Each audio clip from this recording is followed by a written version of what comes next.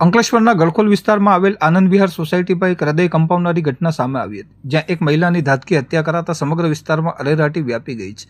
10 August 2026ના રોજ બનેલા આ ઘટનામાં 39 વર્ષીય રમીલાબાઈ રામસિંહ વસાવા નામની મહિલાને નિશાન બનાવવામાં આવ્યા હતા. મૃતક રમીલાબાઈ આનંદ વિહાર સોસાયટીમાં જ રહેતા હતા. આ મામલે ફરિયાદી કિરણ રામસિંહ વસાવા, જેઓ મૃતક મહિલાના ભાઈ થાય છે, તેમની ફરિયાદના આધારે પોલીસે આગળની કાનૂની કાર્યવાહી હાથ ધરી છે.